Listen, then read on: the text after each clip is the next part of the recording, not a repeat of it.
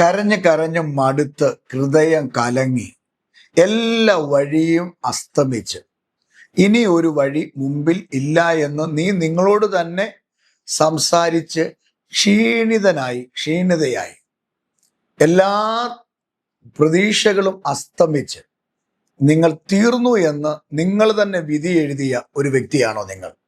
അങ്ങനെയെങ്കിൽ ഈ സന്ദേശം മുഴുവനെ നിങ്ങൾ കേൾക്കുക. ഇതിൽ കൂടെ ഒരു ഭയങ്കര സന്ദേശം നിങ്ങളോട് ദൈവത്തിന്റെ ആത്മാവിന് സംസാരിക്കാനുണ്ട്.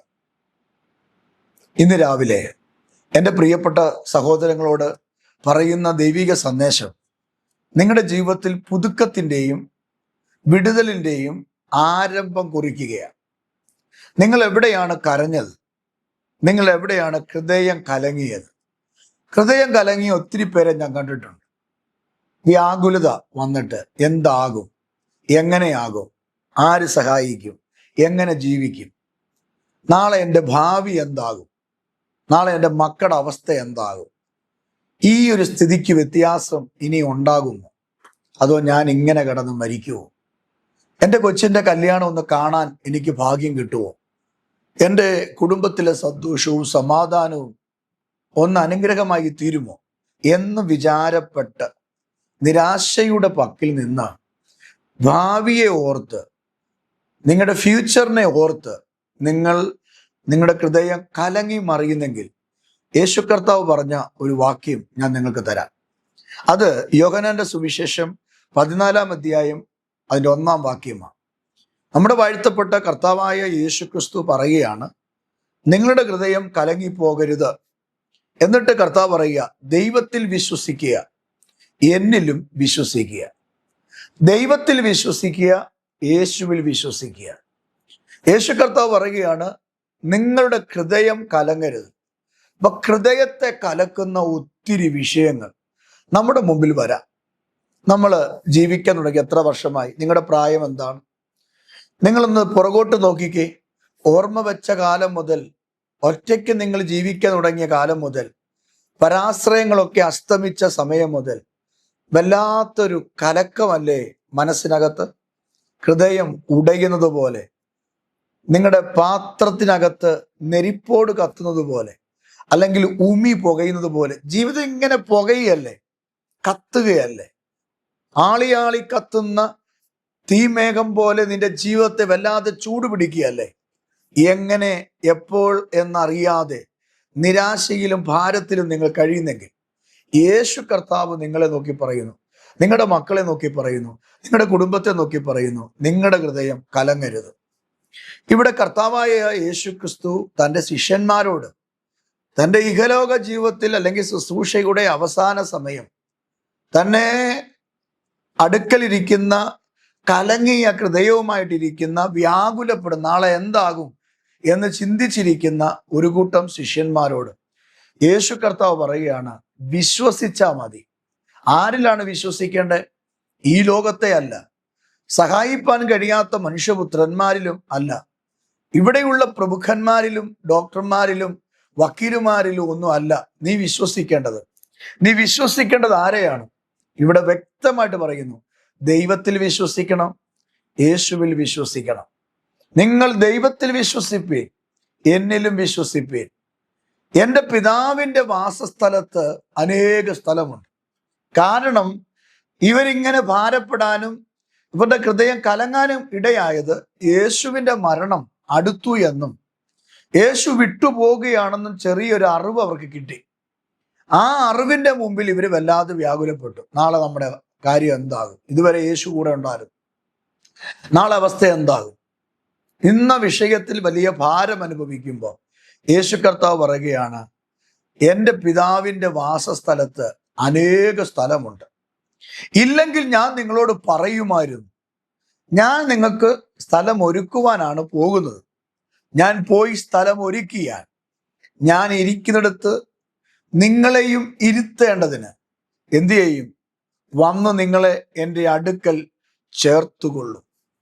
യേശു കർത്താവിൻ്റെ ശിഷ്യന്മാരോട് യേശു പറഞ്ഞ പദം ഇന്ന് രാവിലെ എന്നോടും നിങ്ങളോടും കർത്താവ് പറയുകയാണ്, നാളെ ഓർത്ത് ഭാരപ്പെടേണ്ട, നമുക്ക് വേണ്ടി കരുതുവാൻ, നമുക്ക് വേണ്ടി ഒരുക്കുവാൻ നമ്മുടെ ദൈവമുണ്ട്.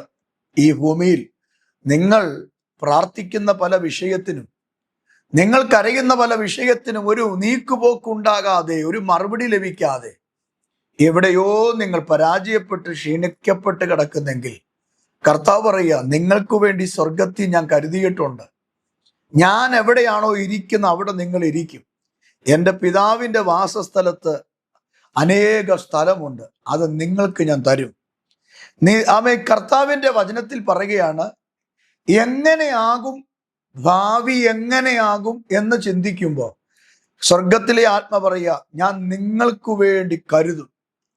അതുകൊണ്ടാണ് പറഞ്ഞത്, നിങ്ങൾക്ക് വേണ്ടി കരുതുവാൻ ഞാൻ സ്വർഗത്തിൽ നിങ്ങൾക്ക് മുമ്പേ പോകുകയാണ്. ഞാൻ നിങ്ങൾക്ക് മുമ്പേ പോയിട്ട് അവിടെ ഒരു വീട് പണിയും, അവിടെ നിങ്ങൾക്ക് സ്ഥലം ഒരുക്കും. അപ്പോ ഈ ഭൂമിയിൽ വീടും സ്ഥലവും ഒന്നും ഇല്ലാത്ത പ്രിയപ്പെട്ട എന്നെ കേൾക്കുന്നെങ്കിൽ നിരാശപ്പെടേണ്ട.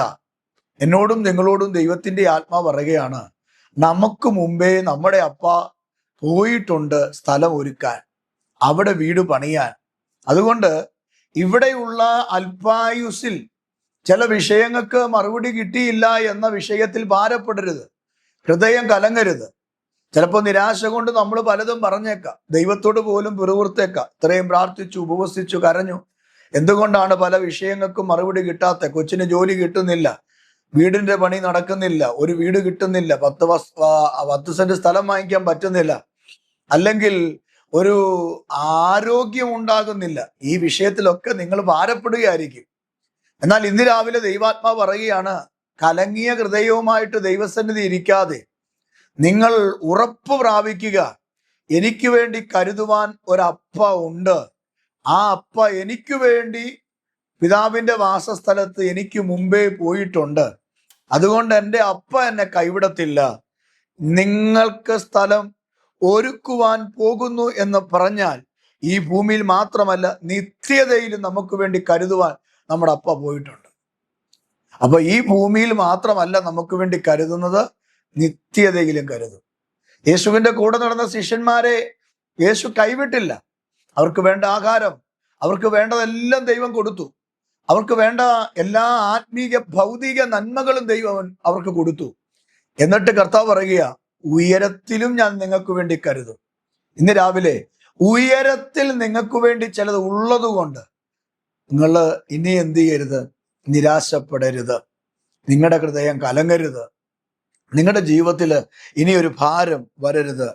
ഈ അധ്യായത്തിൽ തന്നെ അതിൻ്റെ 27-ാമത്തെ വാക്യത്തിൽ ഇങ്ങനെയാണ് കാണുന്നത്, സമാധാനം ഞാൻ നിങ്ങൾക്ക് തന്നേച്ചു പോകുന്നു, എൻ്റെ സമാധാനം ഞാൻ നിങ്ങൾക്ക് തരുന്നു, ലോകം തരുന്നത് പോലെ അല്ല ഞാൻ നിങ്ങൾക്ക് തരുന്നത്.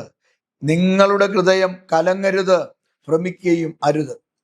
അപ്പൊ ഈ ശിഷ്യന്മാര് കലങ്ങാനുള്ള കാര്യം, ഹൃദയം കലങ്ങാനുള്ള കാര്യം, നമ്മുടെ ഹൃദയം കലങ്ങുന്നില്ലേ? ചില വിഷയത്തിൽ കലങ്ങിയിരിക്കുകയല്ലേ? അപ്പൊ ഇവരുടെ ഹൃദയം അതുപോലെ എന്ത് ചെയ്യുക? കലങ്ങിയിരിക്കുക. കലങ്ങാനുള്ള കാര്യം, സമാധാനം നഷ്ടപ്പെട്ടു പോകുന്നു. എങ്ങനെയാകും നാളെ? എവിടെ താമസിക്കും? എങ്ങനെ ജീവിക്കും? ഒരു പിടിയില്ല. എന്നാൽ കർത്താവ് പറയുകയാണ്, ഞാൻ എൻ്റെ സമാധാനം ഞാൻ നിങ്ങൾക്ക് തരുന്നില്ലേ? എൻ്റെ സമാധാനത്തിന്റെ പ്രത്യേകത ഇത് ലോകം തരുന്നത് പോലെയുള്ളതല്ല. ലോകത്തിന് ഈ സമാധാനം തരാൻ പറ്റില്ല. ലോകം തരുന്ന സമാധാനം കൂടി വന്നാൽ 6 മാസം അല്ലെങ്കിൽ 1 വർഷം, അത് കഴിയുമ്പോൾ എൻ്റെ വാറണ്ടിയും ഗ്യാരണ്ടിയും എല്ലാം തീരും. ദൈവം നമുക്കൊരു സമാധാനം തന്നാൽ, ദൈവം നമ്മളെ പരിപാലിച്ചാൽ, ദൈവം നമ്മളെ സൂക്ഷിച്ചാൽ, ദൈവം നമ്മെ നടത്തിയാൽ, ഇന്ന് രാവിലെ എൻ്റെ പ്രിയപ്പെട്ട സഹോദരങ്ങളോട് ഞാൻ പറയാം, നമ്മുടെ ഹൃദയം ബലപ്പെട്ടിരിക്കും. അതുകൊണ്ട് ശിഷ്യന്മാരെ നോക്കി യേശു കർത്താവ് പറഞ്ഞ അതേ അർത്ഥത്തിൽ ഇന്ന് രാവിലെ ദൈവത്തിന്റെ ആത്മാവ് ഈ സന്ദേശം കേൾക്കുന്ന പ്രിയപ്പെട്ടവരോട് ശക്തവും വ്യക്തവുമായിട്ട് പറയുക, നിങ്ങളുടെ ഹൃദയം കലങ്ങാതെ ദൈവത്തിൽ ആശ്രയിക്കുക. 1 പത്രോസ് 5:7 വായിക്കുന്നു, നിങ്ങളുടെ സകല ചിന്താകുലവും അവന്റെ മേൽ ഇട്ടുകൊള്ളാൻ. സങ്കീർത്തനം 55:22 പറയുന്നു, നിന്റെ ഭാരം അവൻ വഹിക്കും. ഇന്ന് രാവിലെ ഭാരം വഹിക്കുന്ന ദൈവം, നമ്മുടെ ചിന്താകുലങ്ങളെ ഏറ്റെടുക്കുന്ന ദൈവം ഇന്ന് രാവിലെ പറയുന്നു, എൻ്റെ സമാധാനം ഞാൻ നിങ്ങൾക്ക് തരുന്നു. നാളെ എന്തു തിന്നും, എന്തുടുക്കും, എങ്ങനെയാകും, ഈ വിഷയത്തെക്കുറിച്ച് നിങ്ങൾ ഭാരപ്പെടരുത്. എങ്ങനെ ജീവിക്കും, എവിടെ കിടന്നുറങ്ങും, ഭാരപ്പെടേണ്ട. എങ്ങനെ മക്കളെ പഠിപ്പിക്കും, എങ്ങനെ ലോൺ അടയ്ക്കും, ഭാരപ്പെടേണ്ട. എങ്ങനെയായിരിക്കും ജീവിതം, എൻ്റെ ഫ്യൂച്ചർ എങ്ങനെയായിരിക്കും? നിരാശപ്പെടേണ്ട. നിങ്ങൾക്ക് മുമ്പേ കർത്താവ് നിങ്ങൾക്ക് വേണ്ടത് കരുതി വച്ചിട്ടുണ്ട്. ഞാൻ ഇന്ന് രാവിലെ നിങ്ങളോട് പറയാം, നിങ്ങൾ ജനിക്കുന്നതിന് മുമ്പ്, ഞാൻ ജനിക്കുന്നതിന് മുമ്പ് നമുക്ക് വേണ്ടതെല്ലാം കർത്താവിൻ്റെ പക്കൽ കർത്താവ് ഒരുക്കി വച്ചിട്ടുണ്ട്. ആദിമ പിതാക്കന്മാരായിരിക്കുന്ന ആദമിനെ ഹവ്വയെ ജനിപ്പിക്കുന്നതിന് മുമ്പ്, അല്ലെങ്കിൽ അവരുടെ മൂക്കിൽ ജീവശ്വാസം കൊടുത്ത് അവനെ ഉണ്ടാക്കുന്നതിന് മുമ്പ് ദൈവം അവന് വേണ്ടതെല്ലാം തോട്ടത്തിൽ കരുതി വെച്ചതുപോലെ നമുക്ക് വേണ്ടിയും ദൈവം കരുതി വെച്ചിട്ടുണ്ട്. അതുകൊണ്ട് നിങ്ങൾ ഭാരപ്പെടേണ്ട. ഈ ഭൂമിയിലുള്ളത് മാത്രമല്ല, ശിഷ്യന്മാരോട് പറഞ്ഞു, ഉയരത്തിലും നിങ്ങൾക്ക് വേണ്ടി കരുതിയിട്ടുണ്ട്. നമ്മുടെ ദൈവത്തിന്റെ പദ്ധതി കണ്ടോ? ദൈവത്തിന്റെ സ്നേഹം കണ്ടോ? ഇവിടെ കാണുന്നത് മാത്രമല്ല, ഉയരത്തിലും നമുക്ക് വേണ്ടി കരുതാൻ, നമുക്ക് വേണ്ടി പ്രവർത്തിക്കാൻ, നമ്മുടെ ആവശ്യങ്ങളിൽ പ്രവർത്തിക്കാൻ നമ്മുടെ ദൈവം ഉണ്ടെന്ന്. അതുകൊണ്ട് ഭാരപ്പെടേണ്ട, നിരാശപ്പെടേണ്ട. ഈ സന്ദേശത്തെ കൂടെ ഞാൻ പറയാം, ദൈവം നിങ്ങൾക്ക് വഴി തുറക്കും. നിങ്ങളുടെ കുഞ്ഞുങ്ങൾക്ക് വേണ്ടി വഴി തുറക്കും. നിങ്ങളുടെ കൊച്ചുങ്ങളുടെ സ്ഥിതിക്ക് വ്യത്യാസം വരുത്തും. നിങ്ങളുടെ ഭവനത്തിന്റെ ഇരുളടഞ്ഞ അവസ്ഥയ്ക്ക് നീക്കുപോക്ക് വരുത്തും. അതുകൊണ്ട് വേദപുസ്തകത്തിനകത്ത് വ്യക്തമായി പറയുന്നു, നിങ്ങളുടെ ഹൃദയം കലങ്ങരുത്. ഹൃദയത്തെ കലക്കാൻ, ഹൃദയത്തിന്റെ അസ്വസ്ഥതകൾ വരുത്താൻ, ഹൃദയത്തിൽ ഭാരം കൊണ്ടുവരാൻ, ഹൃദയത്തിനകത്ത് വേദന കൊണ്ടുവരാൻ പിശാചിന്റെ തന്ത്രങ്ങളും മന്ത്രങ്ങളും ഉപയോഗിച്ച് നിന്നെ വല്ലാതെ നശിപ്പിക്കാൻ നോക്കുമ്പോൾ ധൈര്യമായിട്ടിരിക്കെ, കൃപയിലിരിക്കെ, പ്രാർത്ഥനയിലിരിക്കെ. ദൈവം ഇന്നത്തെ ഈ അവസ്ഥയ്ക്ക് മാറ്റം വരുത്തി നിങ്ങളെ മാനിക്കാൻ, സഹായിക്കാൻ യേശു ജീവിക്കുന്നു. ദൈവം നിങ്ങളെ അനുഗ്രഹിക്കുമാറാകട്ടെ. പ്രാർത്ഥിക്കട്ടെ, എൻ്റെ കൂടെ ചേർന്ന് പ്രാർത്ഥിക്കുക. ഇതേപോണക്ക് കലങ്ങിയ വിഷയങ്ങൾ നിങ്ങൾക്കുണ്ടെങ്കിൽ കമന്റ് ചെയ്യുക, ഞാൻ നിങ്ങൾക്ക് വേണ്ടി പ്രാർത്ഥിക്കും.